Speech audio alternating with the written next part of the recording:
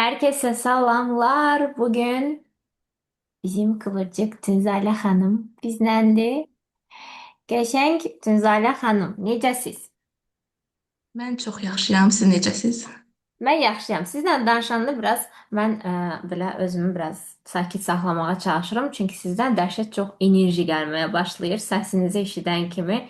Yəqin ki, izləyənlər də altda kommentariya yazarlar ki, onlar da hiss eləyirlər. Yoxsa yox. Tünzalə Rüstəmova. Düz dedim?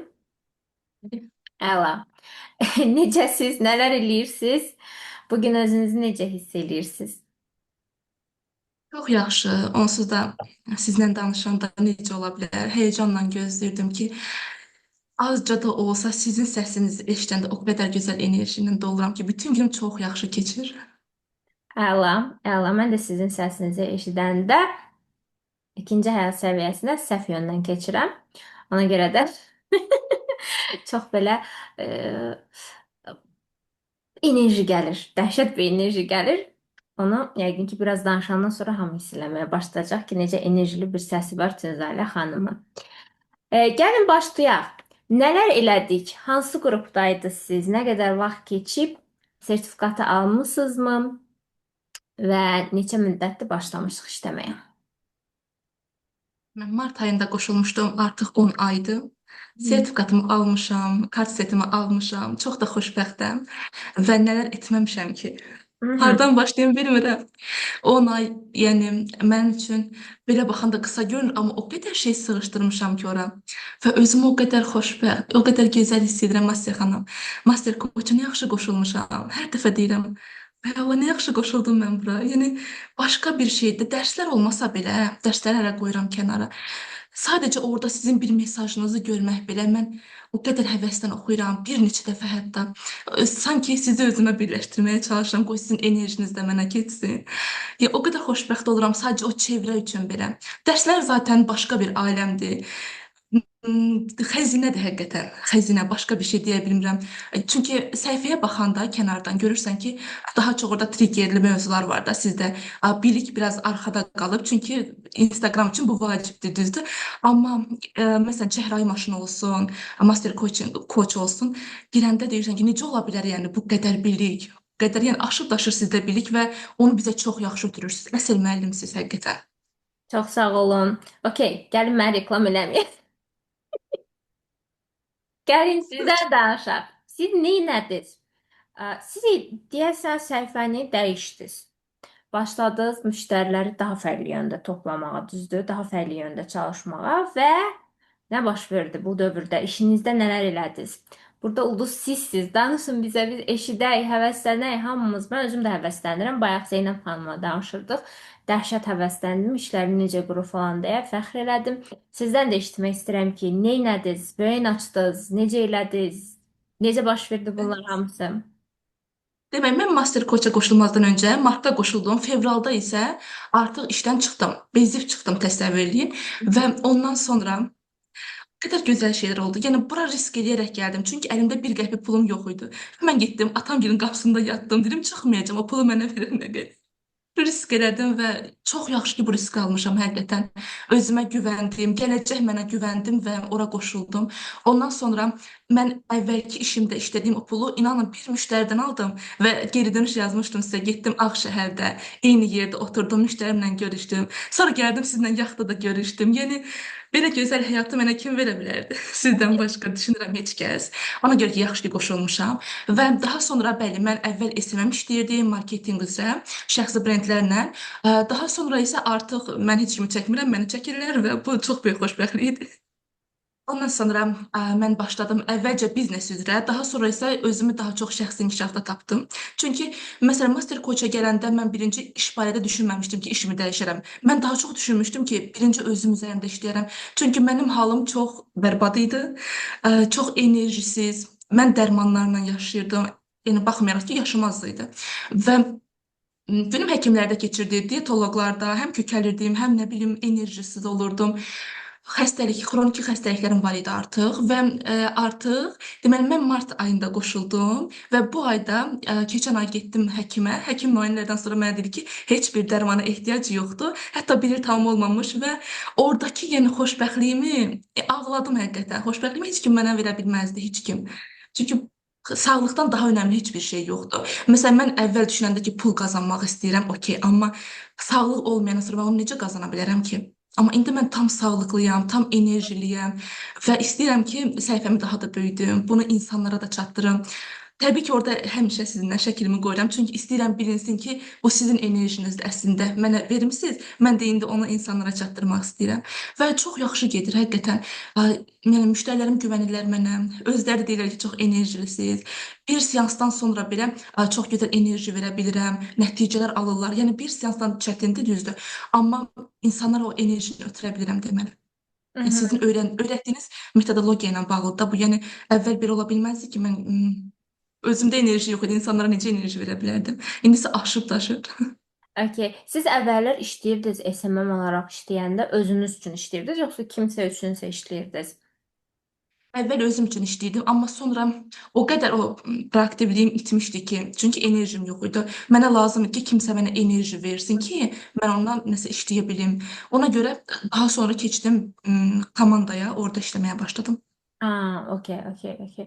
Daha çox necə görürsünüz? İndi coach kimi işləyirsiniz də, yəni hər səhər oyananda ümumiyyətlə mən özüm də master coachlardır, məncə siz də təsdiq eləyərsiniz ki, hər səhər oyananda bir kimliklə oyanırıq. Çünki oyananda biz deyə bilmərik ki, boşluqdayım, bundan sonra tapacağam ki, dünən mən kim idim? Belə olmur. Hər hansı bir kimliklə yatırıq, duran kimi də o kimliklə oyanırıq. Və mən özümdən xatırlayıram ki, mən ofis işində işləyəndə, baxmayaraq ki, daha prestijli səslənirdi. İndi biraz səsləndirəndə nə işlədiyini biraz insanlar belə də baxa bilərlər. Amma yenə də baxmayaraq ki, çox prestijli adı san var idi o işin. Mən hər səhər oyananda bir kimlik tapa bilmirdim özümdə. Heç motivasiyam olmurdu. Səhərlər oyanmaq istəmirdim. Bəhanə axtarırdım ki, ərizə yazım, işə getməyim mən. Əsas da məni boşluğa salan o idi ki, iş saatı 9-dan 6 idi. Mən əsla 9-dan 6 işləri pisləmək, hamını işdən çıxartmaq istəmirəm, amma elə iş yerləri var ki, o iş yerlərində sən həqiqətən nə fayda verdiyi, necə bir təsir bağışladığını, insanlara nə enerji verdiyini və sən hamısını dəqiq görə bilirsən, çox motivasiya dolu olursan. Var belə işlər də çoxdur, amma digər bir tərəfdə var ki, 40-50% 9-dan 6 işlər. Nə işlədiyim kimi prestiji var, amma 9-dan 6-ya otururdum. Onun bir 5 saatını mən niyə var olduğumu belə başa düşmürdüm. Çünki boş olurdum, qeybət eləməli olurdum çox vaxt. Bilmirdim nə işlə məşğulam ümumiyyətlə həmin saatlarda. İşimi tez qurtarırdım ilk yarıda. Digər saatlarda boş-boş oturmalı olurdum. Və hamısı səhər oyananda xüsusən də mənə təsir eləyirdi bu ki, səhər oyananda hər hansı bir kimliklə oyana bilmirdim. Axşam çox qəşəng evə gəlirdim ki, axır ki iş saatı qurtardı, mən yatacağam. Axşam partiya havasında olurdum. Səhər duranda isə çox pis, yəni kimliyimi tapa bilmirdim. Başa düşmürdüm mən kiməm, niyə burdayam, hara gedirəm, niyə dururam, durmaq istəmirəm. Bu gün bir özdə daha çox nə fikirləşirdim, siz dediniz yadıma düşdü. Daha çox fikirləşirdim ki, Asya, nə olardı bu gün xəstələnərdin, sən işə getməzdin. Daha çox da bunu düşündüm, çünki xəstələnmədiyim təqdirdə ərizəni yaza bilmirdim. Və belə bir şey etiraf edəcəm. Bax, bunu heç vaxt deməmişəm. Mən o zamanlar işlədiyim dövrlərdə 3 ay o qədər bezmişdim ki, mən həmin dövrlərdə ilk hamiləliyim öyrəndim ki, ilk hamiləliyimdir. Və mən sırf işdən çıxmaq üçün, işdən isə çox pis bir şeydir bunu etiraf eləmək, amma işdən isə düşünürdüm ki, ayda bir problem çıxsaydı da bu hamiləliklə bağlı, mən işə gəlməsəydim. Və inanın mənə, işdən çıxmaq İstədiyim gün elə həmin gün idi ki, mən problem yaşadım, xəstəxanaya qaldırılmalı oldum, həmin hamiləliyim bitdi və çox pis günlər yaşadım. Promo işdən də çıxmalı oldum. İnsan psixikası çox qəribədir. Özü-özünü xəstələndirir, özü öz bətnindəki uşağı belə pislik eləmək istəməmişdim ha. O elə bir şey deyil. Sadəcə olaraq həqiqətən də davamlı orada işlədiyim aylarda mənə nəsə olsun deyə düşünürdüm. Tam olaraq ilk dəfə ana olmamısansa da başa düşmürsən nə baş verir. Elə bilirsən sənə olur ancaq o şey. Amma sən başa düşmürsən ki, sənə alanda o da tələf ola bilir. Və bu həqiqətən çox acınacaqlıdır ki, insan psixikası hansısa bir durumdan çıxmaq üçün ilkin olaraq ən asan yol uşaq vaxtı ki, qriplənmişik, mama ata gəlib yanımıza. Biz o saat düşünməyə başlayırıq, ay da xəstələnərdim də. Heç Fəsadlarını belə düşünmürük ya, bunun nə ola bilər? Və mən buna qurban getmişdim. Siz danışa bilərsinizmi bunu? Çünki çox insan yatır, dura bilmir. Mənim öz qohumlarım var, bədəni əzgin. Bu səhər niyə durdum? Mən kiməm və və s. Baxsanız əvvəlki işinizlə, indiki işinizdə, hər səhər oyanma ritminizə və s. necə ifadə edə bilərsiniz bunu? Və əsas bunu dəyişdirən nə oldu? Sırf işi dəyişməkmi, yoxsa həm də öz üzərinizdə işləməkmi? Deyim mən bunu. Necə oyanırdım? Çətinliklə, çünki çox yatmağa çalışırdım. Mən yadımdadır ki, çox az yatan, tez oyanan biri idi. Amma o işdən sonra oyanmaq istəmirəm. Hı hı. Sadəcə yatmaq, telefonla oynamaq, başımı qatmaq. Hiss edirəm ki, nədənsə qaçıram, amma orada adını qoya bilmirdim hələ. Və qurban roluna düşürdüm. Ancaq deyinirdim, ağlaşma qururdum ki, yəni günahı işdə görmürdüm. Çünki oradan pul qazanırdım deyə. Həm də buraxmaq istəmirdim. Amma eyni zamanda həyatımdan o qədər narazı idim ki, ancaq qurban rolunda deyinirəm. Nə bilim, iş gəldi, yenidən üzərində düzəlişlər etməlisən və düşünürsən ki, o maaşa dəymir, bu qədər əziyyət çəkirsən, gözünün nuru itir, sağlamlığın buradan gedir. Çox qəribə bir psixologiyada idim o zaman və mən işdən çıxmaq üçün siz dediyiniz kimi mən də bəhanələr axtarırdım. Ya gecikdirirdim ki, özləri məni işdən çıxartsın. Çünki mən çıxsam artıq bəhanə qalmır və elə oldu ki, həqiqətən də 3 dəfə səhv elədim, məni işdən qovdular. Amma mən üzülmədim. Belə baxıram, bir sevinmək gəlir, amma həm də özümü günahlandıram ki, yəni pul yerim getdi, amma həm də sevinirəm ki, ay necə tamam bir rahatlıq gəlir. Və o işdən çıxandan sonra mən dedim ki, yox da Tünsalə, artıq özünü tapmalısan, nəsə etməlisən. Ən azından bu enerjini qaytarmalısan. Yəni mən əvvəl belə enerjili olmamışam axı. Master Coach-a qoşulandan sonra qoşulanda onsuz da o enerji gəlir adama. Siz demişdiniz, mən çəhrayı maşına qoşulanda sizə yazdım. Orada da platinuma qoşulmuşdum birbaşa. Dediniz ki, onsuz da ödəniş edən kimi o qədər enerji sizə qayıdacaq. Həqiqətən də qayıtmışdı o enerji mənə. Mən getdim, özümə baxımlar etdim, paltarlar aldım, qarderobumu yenilədim. Yəni o enerji, dedim, hardan gəlir axı mənə bu enerji? Mən dərmanla yaşayan bir insan. Sonra yenə təbii ki, bu işə girdim və o iş məni biraz çökdürdü. Yəni insan aid olmadığı yerdə həqiqətən də çox narahat olur. Hiss edirsən ki, özündən qaçırsan, nələrəsə orada özünə bir şey tapırsan ki, onu görməyəsən, o ağrı acını, özünə etdiklərini görməyəsən. Mən də belə bir şey etmişdim. Amma iş bitəndən sonra, Master Coach-a qoşulandan sonra çox rahat şəkildə, yəni mənim üçün əsas məsələ odur ki, heç vaxt mən ofis işində filan işləmişəm, ancaq 2 ay, 3 ay sonra çıxmışam. Çünki hiss etmişəm ki, mənə uyğun deyil də bu iş. Mən xoşum gəlir ki, keçən dəfə sizə yazmışdım webinarda, sizə qulaq asarsa, oradan assistentim yazır ki, aha, mentorluğa 2 nəfər qoşuldu və mənim üçün necə gözəldir. Uzandığım yerdə ürəyim gedir ki, uzanım və oradan işləyim mən. Bundan gözəl mənim üçün bir şey ola bilməz. Tənbəl-tənbəl işləmək ən sevdiyim və bunu sizinlə tapdım, Master Coach tapdım. İndi coachluq edirəm. Əslində çox maraqlı bir şey var. Bax deyirsə dərmanı atdım. Belə başa düşdüm ki, daha çox əzgin hiss etdiyiniz üçün dərman içirdisən. Xəstəliklərim var idi. Panik atak var idi, Hashimoto var idi və onlar da dərmansız olmurdu. Bu sizi, yəni iş içməyəndə nə baş verirdi, onu demək istəyirəm. Çox halsız, bütün gün yatırdım, uzanırdım, dura bilmirdim. Aha, bax onu demək istəyirəm. Baxın, təbiətimiz mən də eləyəm. Təbiətimiz gərəyi biz necəyik uşaq vaxtından? Məncə bu biraz da kıvırcıq xəstəliyidir, bilmirəm nədir. Bütün kıvırcıqlar deyə bilər, hamı da belədirmi? Mən də kıvırcıqam və uşaq vaxtından hamı mənə evdə toyuq deyirdi. Nəyə görə? Çünki mən həqiqətən həqiqətən yatmaq. Mən bütün günü yatım. Mən dərsimi də uzana-uzana belə oxuyurdum. Yəni mən lak qoyurdum, belə qoyurdum. Yəni mən o yerdən durğuzmaq, mənə dedilər ki, sənin belə radion çatışmır da. Yəni ki, o divan qırağı ev də balaca idi. Bir otaqda bu boyda bir divan idi. Belə belə əzilib orada uzanmaq mənim üçün ən ideal bir şey idi və hətta əgər bacım divanında oturmuşdusa ki, mən o yer qalmırdı orada. Bir dənə də kreslo var idi. Kreslo da bu ölçüdə idi. Mən kresloda tərsinə belə uzanırdım saatlarla. Ayağım buradan çıxır, başım oradan çıxır. Bir dənə belə uzanmışam özüm üçün kresloda. O vəziyyətdə mən saatlarla qalırdım və mənim üçün çox okey idi. Nə vaxt ki mən başladım işləməyə, indi həyat bizi məcbur eləyir ki, sən dəyişəsən. Axı sənin bir təbiətin var, sən uşaqlıqdan toyuqsansa belə deyərlər. Xoşlayırsansa uzanıb işləməyi, dərsini də uzanıb oxumağı, saatlarla yatmağı. Mənim mamam deyir ki, sənin rekordun 48 saat olub. Məni 48 saat oyada bilməyiblər. Durub su belə içməmişəm. 48 saat yatmışam. Yəni bu təbiətdə uşaqlıqdan olan bir uşaqlarıqsa biz, sonradan bizi 18 yaşımız olur. Əlbəttə sən Hashimoto olacaqsan. Əlbəttə sən hər şey olacaqsan. Panik atak, mənim özümdə panik atak var idi. Yemək pozuntularım var idi, qastrit var idi. Daha sonra güclü, çox güclü miqren var idi. Miqren bandı ilə gəzirdim. Yəni nə xəstəlik desəniz də, əcaib şeylər hamısı məndə var idi. Ürəyin aritmiyası var idi ki, çox tərpənə bilmirdim. Tərpənməyimə yasaq qoyurdu bu, aritmiya və s. Ə, və hamısını bir araya, hə, bir də şey var idi məndə. Bu qaymarit ki, mənə icazə vermirdi. Saydıqlarınızın hamısı məndə olub. Hə, ki, əyilim, qalxım və s. İndi siz danışanda mənim bir dənə lampoçka yandı məndə ki, bu deməli şeymiş.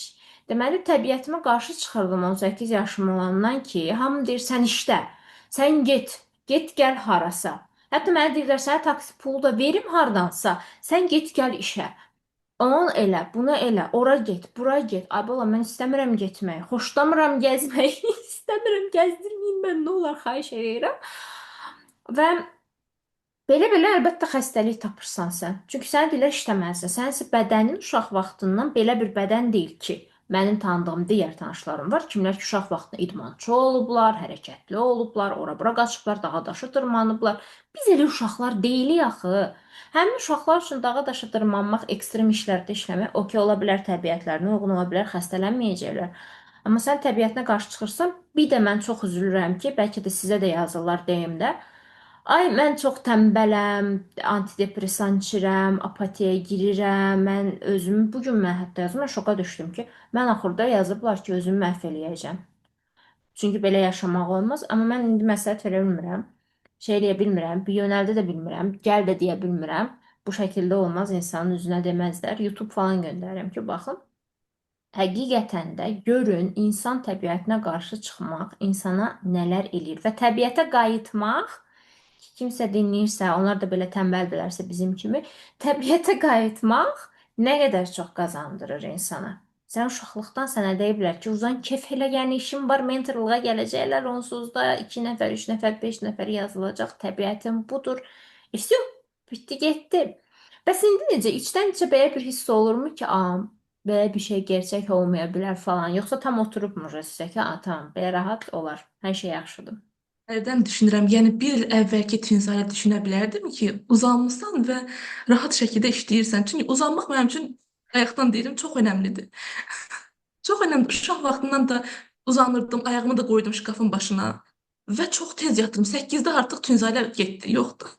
Ona görə hamı bilirdi, amma yenə mənim atam da, anam da, abala get işlə, ofis işi, dövlət işi, mən müəllimliyi bitirmişəm. Dedim ki, yox da, mən işləmirəm. İndi də hələ deyirlər ki, get ofis işi tap, kompüter işi tap, o iş tap, bu iş tap. İstəmirəm. Mən yatmaq istəyirəm, uzanaraq işləmək istəyirəm deyirəm. Artıq qəbul edirlər. Mhm. Okey. Səhifənizdə paylaşırsınızmı ki, okey, mən yataraq işləyirəm falan. İnsanlar əslində kimsə paylaşmalıdır, kimsə deməlidir bunu artıq ki, yatın, kef eləyin, motivasiyası falan deyilsiniz, nə bilim, depressiyada falan heç deyilsiniz. Prosta yatmaq istəyirsiniz, yatın. Yata-yata da işləmək olar. Yox, təəssüf ki, bunu deyə bilmirəm. Çünki elə bilirlər ki, coachsansa bütün gün hərəkətdə olmalısan, ora getməlisən, bunu almalısan, oturmaq olmaz. Amma o deyil. Yox, mən koçam və özümü tanıyıram ki, Tünzalə budur. Tünzalə ev quşudur, yatmağı sevir, uzanaraq işləməyi sevir. Hərdən durub mızmızlanaraq yemək yeməyi sevir. Məsələn, ayda bir dəfə gəzsə mənə bəs eləyir. Mənimki evdir, yatmaqdır və bunu göstərməkdən bəzən çəkinirəm. Çünki ola bilər ki, elə bilərlər ki, mən tənbələm filan. Tərəflərimdə işləyərəm inşallah. Amma paylaşsanız inanılmaz bir məncə şey gələr. Bir enerji gələr insanlara. Çünki belə bir kütlə var. Mən özüm kimsə o vaxtlar mən bu fikrə gələnə qədər inanırsınız, mən yadıma salım nə vaxt oldu bu?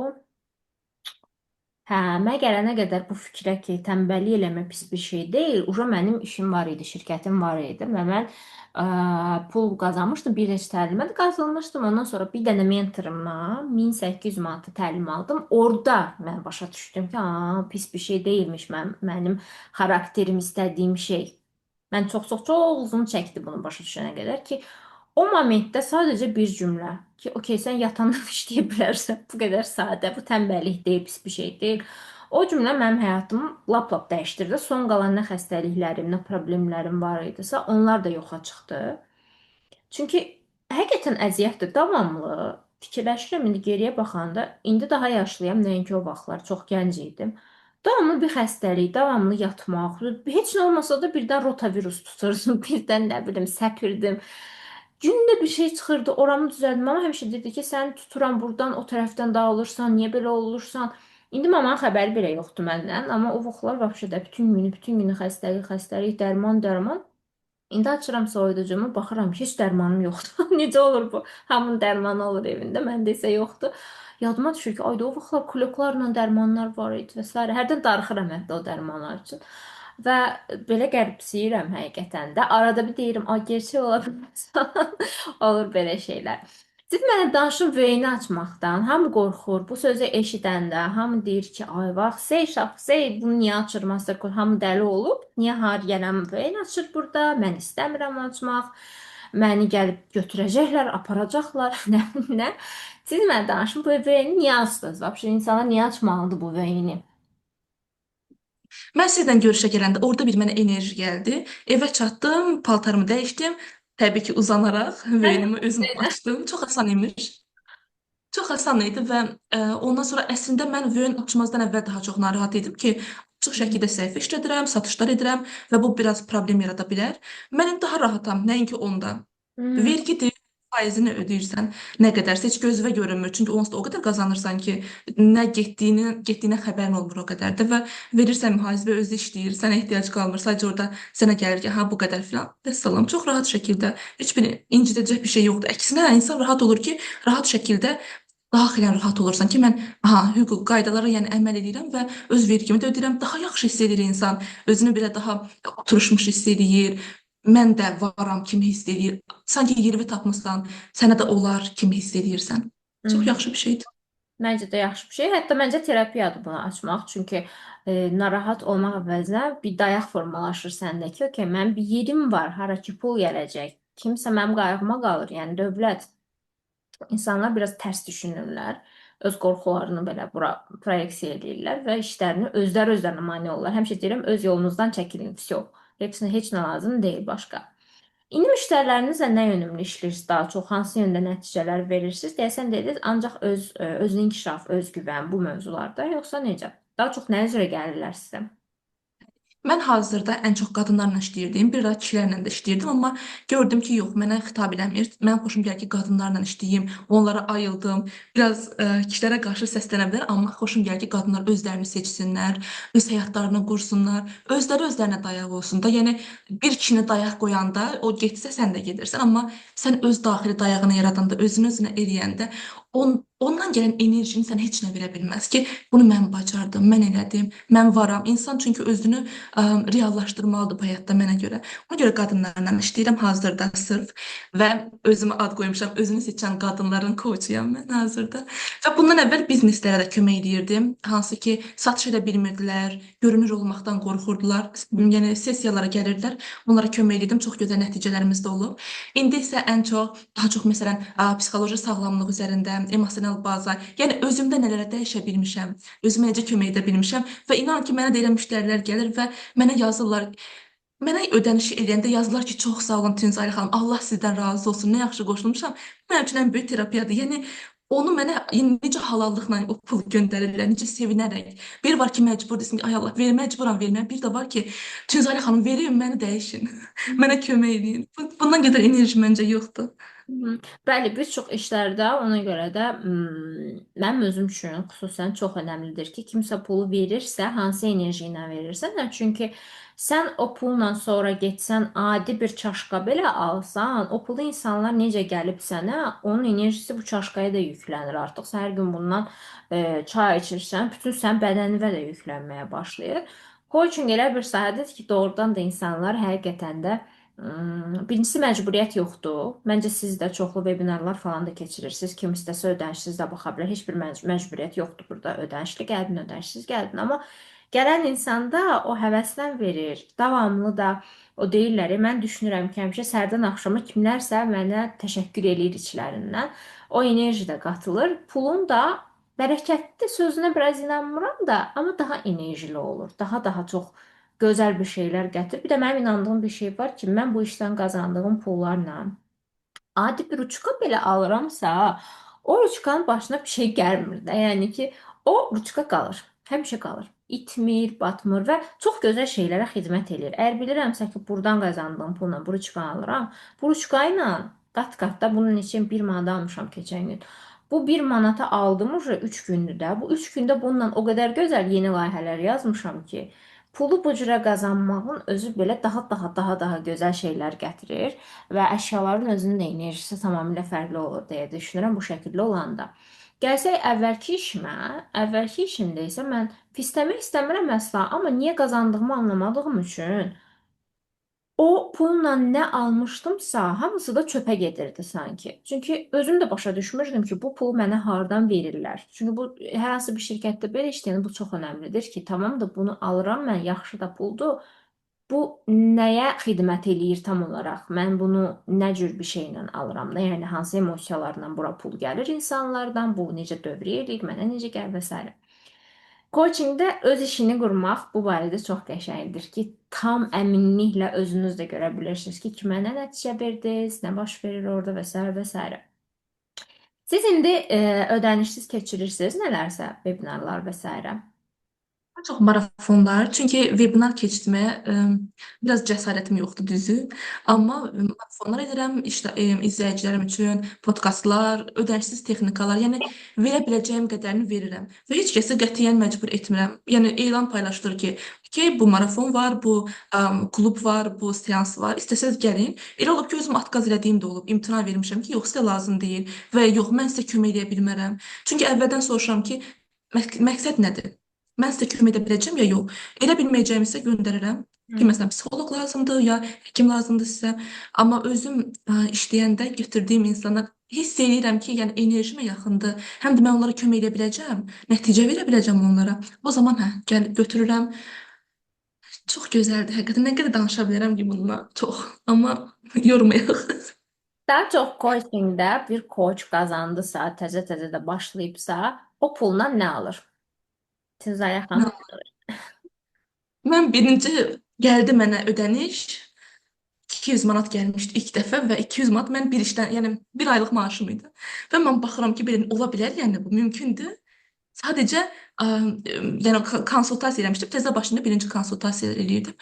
Və xanım deyir ki, "Okey, göndərəm, anamı da qoşuram, özümü də qoşduram." Qalmışam bir necə, yəni bu qədər rahat idi, yəni. Və onda təsəvvür edin ki, hələ bir ay deyildi başlamışdım. TikTokda xanım məni görmüşdü, yazmışdı ki, istəyirəm. Gəldi, mən şokdayım. Necə yəni? Bu qədər asan imiş. Mən niyə bu qədər gecikmişəm? Və ondan sonra nə almışdım? Birinci anama göndərmişdim ki, o da sevinsin. Çünki neçə illərdir məni gözləyir ki, Tuncayla uğur qazanacaq. Nədənsə. Çünki özümü tapmaq yolunda o qədər mənim girmədiyim iş qalmamışdı. Hər işi özümü yoxlamışdım ki, mən hardayam? Mən harda olmalıyam? Və özüm burada tapanda mamaya da göndərmişdim. O da atama göndərmişdi. Belə-belə hamı bilmişdi ki, Tuncayla koçluğa başlayıb. Nə aldığım yadımda deyil həqiqətən. Hı hı. Ama atanıza demiştin sen birinci. Birinci anama gönderdim, o da atama göndermişti. Kardeşime bütün nesil bilmişti. Peki ne demiştiler daha çok ne şeylemiştiler? Ne Mama emosi ağlamıştı, geçmiştiler? mama çox sevinmişdi. Çünki mama həmişə deyir ki, sənin potensialın var, amma açmırsan, göstərmirsən. Onlar həmişə mənə inanıblar, amma mən özüm həmişə geri çəkmişəm. Daha doğrusu geri çəkmək deməzdim də, axtarmışam özümü ki, mən hara aidəm, mən nə istəyirəm və ofis işinə də girmişəm, evdən də işləmişəm, amma tam olmayıb. İndi başa düşürəm ki, hə, buymuş əslində. Çünki mənim anam da özü proaktiv bir insandır, amma mən həmişə özümü geri çəkmişdim. Mama deyir ki, sən mənə oxşamamısan. Və indi başa düşürəm ki, nə demək istəyir. Biz əslində anamızdan və atamızdan ibarət həqiqətən də və bunu nə qədər danırıqsa, o qədər sanki öz potensialımızı açmağa gecikirik. Hı hı. Doğrudur, doğrudur. En azından mənə toyuq deyəndə çox əsəbləşirəm. İsbatlamağa çalışıram. Mən toyuq deyiləm, mən işləyirəm, mən toyuq deyiləm, mən işləyirəm. Sonra başa düşdüm ki, nə isbatlayırsan da, yəni adam sənə hirslənərək deməyib ki bunu, sadəcə sən təbiəti çox rahat şəkildə izah edib bir dənə sözlə. Və elə bu cürə davam edə bilərsən. Nə var ki burada? Çox rahatdır. Bu və mən məsələn bu vebinarları keçirəndə belə qabağıma bir dənə stul qoyuram, ayaqlarımı qoyuram. Mütləq aşağıda rahat bir eşofmanda olmalıyam ki, ayaqlarım rahat olsun. Çox önəmlidir mənim üçün bu çünki isti olsun, qəşəng olsun. Bəzən adiala bürünürəm aşağıdan ki, tamam siz görmürsünüz, amma mən rahat olmalıyam da bu şəkildə. Yəni mənim rahatçılığım budur. Əm, Və insanlar da öyrəşir əslində bizim təbiətimizə. Əvvəllər məsələn mən çay içəndə vebinarlarda deyirdilər ki, "A buna bax, neyniyir?" Amma sonra ham başladı eləməyə, ham öyrəndi ki, belə də olar da, niyə bu qədər ciddi olmaq lazımdır ki? Çay da içə bilərsən, rəqs də eləyə bilərsən, daha da irəli gedə bilərsən. Hamısı çox normaldır. Əm, İndi tamamilə dərman içmirsiniz. Yox, heç bir dərman istifadə etmirəm. Çox maraqlıdır. Çünki mənim özümə təzəliklə demişdilər ki, sən axşamlar maqnezium içsən, daha rahat yatarsan. Mən də başladım maqnezium içdim falan. Dünən mən başa düşdüm ki, bu maqnezium içəndə daha da mən şey oluram, əsəb keçirirəm, daha da stressə düşürəm ki, maqneziumu içdim, indi mütləq maqnezium boşa getməməlidir, yatmalıyam deyə. Başa düşdüm, son 3 gündür içmirəm də. Başa düşdüm ki, bu lazım değilmiş heç. Yata bilirsən də normal. Niyə içirsən ki bunu? Əlavə stres lazım değilmiş. Gəlsək əsas məsələyə. Qrupla aranız necədir? Dostlar tapa bilirsinizmi? Necə qarşılayırlar sizi və s. Bu mövzuda nə dərəcədə sizə dəstək olub Master Coach? Bəli, mənim ümumiyyətlə heç vaxt rəfiqəm olmayıb, nə dostum olmayıb, çevrəmdə heç kəs qalmayıb. Çünki əvvəldən mama xoşlamırdı rəfiqə, deyirdi ki, yoxdur rəfiqələr elə belə. Və mən də özümə yaxın buraxmamışam heç kəsi. Master Coach-dan sonra biraz qəribə hiss edirdim. Çünki yeni ortam mənim üçün çox çətin idi yeni ortamlara girmək. Dediyim kimi ev quşuyam, evdən çıxmıram, heç bir çevrəm yoxdur. Və ilk dəfə orada o qızların ürək açıqlığı ilə bir-birinə kömək etmələri, bir-birinə dəstək olmaları, sonra bir-birimizdən başladıq xidmətlərimizdən yararlanmağa. Belə-belə mən çox açıldım və orada qızlar məsələn yazanda ki, Tünzali sən beləsən, yəni bizim yaxşı tərəfimizi görüb bir-birimizə deyirik və orada mən başladım açılışmağa. Gördüyünüz kimi əvvəl heç səs atmazdım, video atmazdım, indi atıram, rahat yazıram, bir-birimizə kömək edirik. Yəni mən qadınlarla daim mübarizədə olmuşam, çünki mamamı da qəbul etməmişəm. Amma indi ən yaxşı aram olan qadınlardır elə. Və çox yaxşı yola gedirik. Oradakı dəstək, məsələn, özümü çox pis hiss edirdim və qızlara yazdım ki, belə-belə. Onlar o qədər mənə dəstək göstərdilər ki, heç bir saatdan sonra mən artıq görürüm ki, yox, çox yaxşıyam mən. Çox sağ olsunlar həqiqətən. Elə gözəl qızlar yığılıb ora. Artıq bəylər də var. Aha. Keçən yenə dünən Threads istifadə edirəm. Mən biraz aldaçlıq yaranıb bu platformadan. İnsanlar nə istəyir ona baxmaq üçün daha çox. Keçən gün görürəm ki, belə bir şey var, nə deyirlər ona? Trend. Trend var Threads-də. Hamı belə bir post paylaşır ki, məktəbdə dost tapmadınızsa, universitetdə dost tapmadınızsa, çox da həvəslənməyin, sonra da tapmayacaqsınız. Heç yerdə yaxşı adam yoxdur. Belə bir trend var Threads-də. Və hamı da altına yazır, bir-birinə podдержка verir, dəstək verir ki, hə, normal adamlar yoxdur indiki dövrdə və s. və s. çox çətindir. Böyüyəndən sonra vəbşə universiteti bitirdinsə, harda kruqu tapacaqsan, bəxtin gətirdisə, kruqa düşdünsə məktəbdə.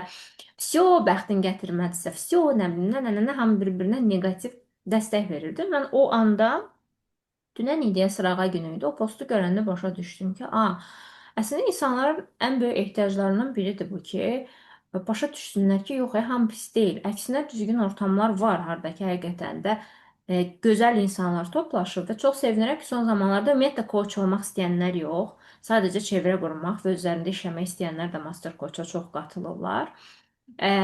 Ki burada bir də önəmli bir şey var. Bizim kimi insanlar, sizin xarakteriniz məndən çox oxşur bu barədə ki, mən də daldan dala atlamağı xoşlayıram, türklər demiş. O sahəni yoxlayım, bu sahəni yoxlayım, bir yerdə dura bilməyim, bir kruqa belə girdimsə, oradan qaçım gedim o tərəfə. Bu bizə var belə bir şeylər. Amma bu chat mənim özümə də kömək eləyir. Bir çox bu şeylər, bu tendensiya olan adamlara da kömək eləyir ki, bir ortamda uzun müddət qala bilsinlər ki, bu chat ömürlükdür.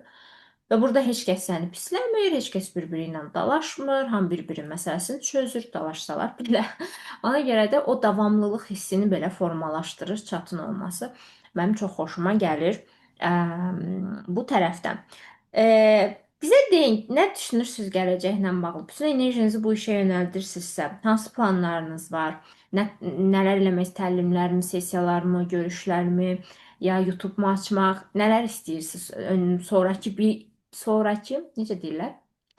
Bir il sonra baxsanız bu videoya, bir il sonrakı versiyanıza nə demək istəyirsiniz? Yəni nəyi etmiş olacaq artıq belə deyərlər. Mən istəyirəm ki, gözlə gəlirəm. Özdə elə gəlirəm ki, yəni məni heç kim saxlaya bilməyəcək. Mən istəyirəm ki, hazırda fərdi seanslar verirəm, amma görürəm ki, mən xoşum gəlir ki, toplu danışım, insanların qarşısında danışmağı dəhşət çox sevirəm. Adi vaxtda danışmaram, amma başlayıramsa, məsələn, öz işimdən başlamaq, danışmağa dayana bilmirəm. Ona görə özümü görürəm sizin kimi vebinarlar keçirən, izləyicilərlə görüşlər edən və hazırda yenidən biz kluba qoşuldum. Sırf çevrə üçün orada olmaq istəyirəm və artıq başlamışam, komandamda bir nəfər var. Onu da artırmağa, işlərimi böyütməyə və məndə hazırda fərdi sahibkarlıqdır və onu amma şirkətə çevirəcəm.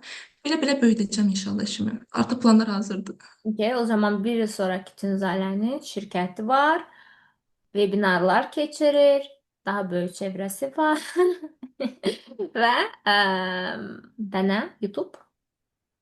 YouTube mütləq açacağam. Çox sevirəm. Danışmağı təbii ki, orada Burada olmalıyam. bugündən açdığınız hesab eləyin. Çünki burada belə rahat danışırsınızsa, bugün açın, paylaşın. Həmişə deyirlər, belə bir şey var. Ən çox mənə deyilən bir şey odur ki, mən hansısa bir üzüm açıq olacaq bir saatə başlayacağımsa, ən qorxduğum şey biabır olmaqdır deyirlər ki, yəni heç kəs baxmaz mənə birdən. Belə baxanda bizi dinləyənlər, indi bizə heç kim baxmır. Hal-hazırda. Amma biz özümüz üçün danışırıq. Heç önəmli də deyil. Sonra heç yerə qoymaya da bilərik bunu. Ə, Əsas önəmli olan şey odur ki, insan öz enerjinizdə nəsə eləyirsiniz, o potensialı açırsınız. Əgər budursa önəmli, sizin heç veciniz olmayacaq ki, aşağıda neçə nəfər orada baxır. Mənim olub webinarım ki, 700 nəfər eyni anda baxıb. Elə webinarım da olub ki, elə təzəlikcə 6 ay belə deyərlər, bir time zone götürsək, o da olub ki 70 nəfər baxıb. 700 hara, 70 hara. Amma ikisində də eyni qədər həvəsli olmuşam. İkisində də eyni qədər maraqlı olub mənə. Ki əvvəllər olub, çox olub ki, bir nəfər baxa-baxa keçmişəm webinarları. Bu çox normaldır təzə başlayanda. Sizin fikriniz ancaq rəqəmlərdirsə, neçə nəfər baxması və s.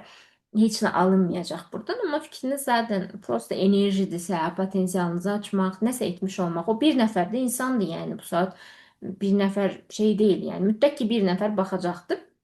Elə o bir nəfər üçün belə bu onu dəyər. O gün bir mentorum deyib ki, hər hansısa bir təlim, proqram, sessiya, coach, YouTube video bir nəfər baxdısa ora, uje o deməkdir ki, bu dünyaya faydalıdır. Uje o deməkdir ki, o şey bağlamaq olmaz. Uje o deməkdir ki, o şey böyüyəcək, o şey çox önəmlidir. Çünki bir nəfər orada fikrini saxlayıbdı. Siz nə düşünürsünüz bu barədə? Olubmu ki, sizdə az vaxt var və s. Necə baş edir? Instagramda ilk canlımı eləyəndə 3 nəfər var idi. Sadəcə onda biri çıxdı, 2 nəfər qalmışdı. Amma O, mənim üçün problem deyildi. Mən istəyirdim, danışmaq istəyirdim sadəcə və bunu ötürmək istəyirdim. Çünki yığılıb qalır burada. Və mən onu çıxartmaq istəyirəm və mənə vacib deyil və önəmli də deyil ki, orada kim baxdı. Elə olub ki, oturmuşam telefonun qabağında və ağzıma nə gəlib danışmışam. Çünki ehtiyacım var danışmağa. Mən bu potensialımı da açmaq istəyirəm. Və sizlə danışanda artıq 2-3 ideya gəlib mənə. Hı Bunları hı. gəlib yerinə Hı hı. Mütləq yerinə yetirmək lazımdır. Son olaraq baxırlar bizə. Özünüzdən nə deyərsiniz? Sırf Tünzaliyə məxsus bir sloqan ki, onu hamı eşitməlidir, hamı bilməlidir. Və sizin dilinizdən, sizin enerjinizdən eşitməlidir. Nədir o? özünüzlə qalmayın.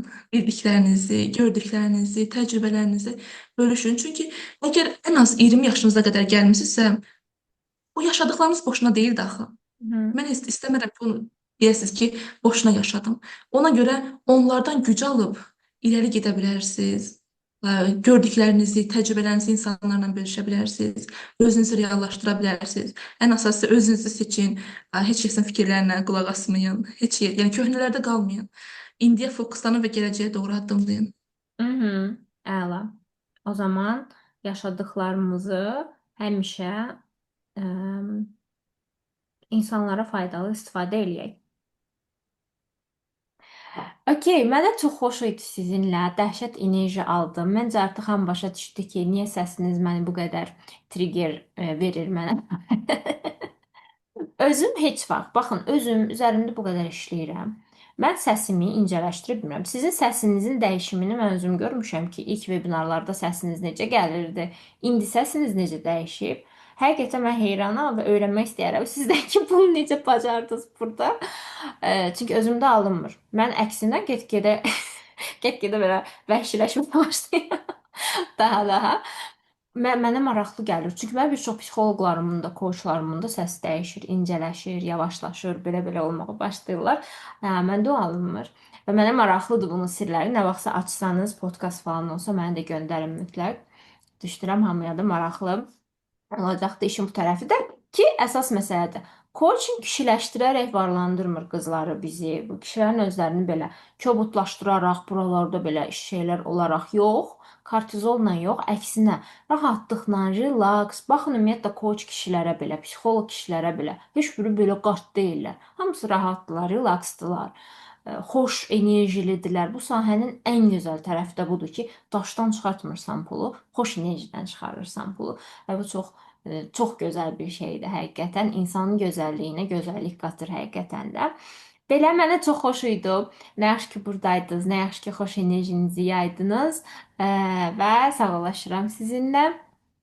İnşallah mən Mən də düşünürəm təşəkkür bir edirəm. il sonra təkrarlayıb burada dediklərinizə cavab verməliyik. Bir il sonrakı Tünzarə Mütləq. tərəfindən. Mütləq sizlə İnşallah. Çox xoş oldu. Çox təşəkkür edirəm. növbəti görüşümüzə qədər.